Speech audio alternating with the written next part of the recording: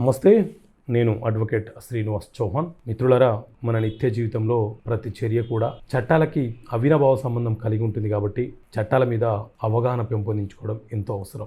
ఈ వీడియోలో మనము న్యాయస్థానము అప్పుదారుడి నుంచి ఏ ఆస్తులను జప్తు చేయడం కోసమై తీర్పు ఇవ్వడానికి అవకాశం ఉంటుంది అనే అంశం గురించి తెలుసుకునే ప్రయత్నం చేద్దాం. సో మిత్రులారా, మన దేశంలో సివిల్ ప్రొసీజర్ కోడ్ సిపిసి అనే చట్టం ఉంది. ఈ సివిల్ ప్రొసీజర్ కోడ్ చట్టం ఏం చెప్తుంది అని అంటే, ఏదైనా ఒక సివిల్ వివాదానికి సంబంధించిన అంశము న్యాయస్థాన పరిధిలోకి వచ్చినప్పుడు న్యాయస్థానము ఆ వివాదాన్ని ఎలా విచారణ చేసి తీర్పులను ఇవ్వాలో చెప్పే చట్టమే ఈ సివిల్ ప్రొసీజర్ కోడ్ సిపిసి అనే చట్టం. సో ఈ చట్టంలో మనకు 158 సెక్షన్లు ఉంటాయి, 51 ఆర్డర్లు ఉంటాయి.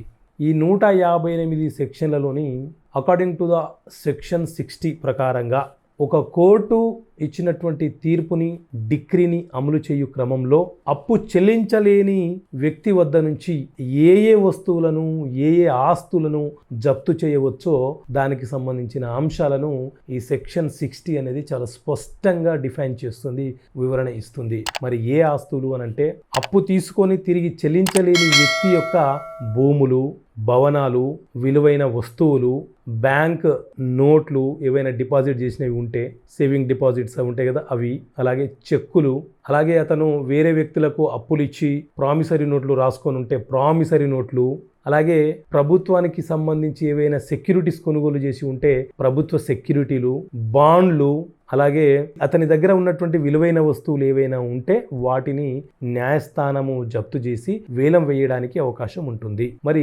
జప్తు చేయకూడని వస్తువులు కూడా ఉంటాయి. ఏవేవి అని అంటే, ఎవరైతే అప్పు చేసి అప్పు తీర్చలేని పరిస్థితిలో ఉన్నాడో ఆ వ్యక్తి యొక్క బట్టలు కానీ, లేకపోతే స్త్రీల ఆభరణములు అనంటే తాలిబొట్టు లాంటివి కానీ, వాళ్ళ యొక్క చేతి వృత్తులకు సంబంధించిన పరికరములు కానీ, వ్యవసాయం చేసే వ్యక్తి యొక్క వ్యవసాయ పరికరములు కానీ, అకౌంట్ పుస్తకాలు ఉంటే అకౌంట్ పుస్తకములు కానీ, ఇలాంటివి జప్తు చేయడానికి అవకాశం ఉండదు.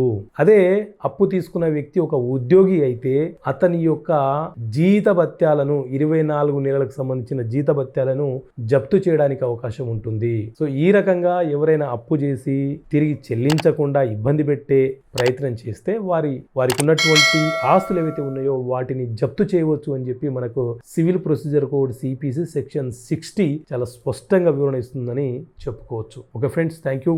జై హింద్.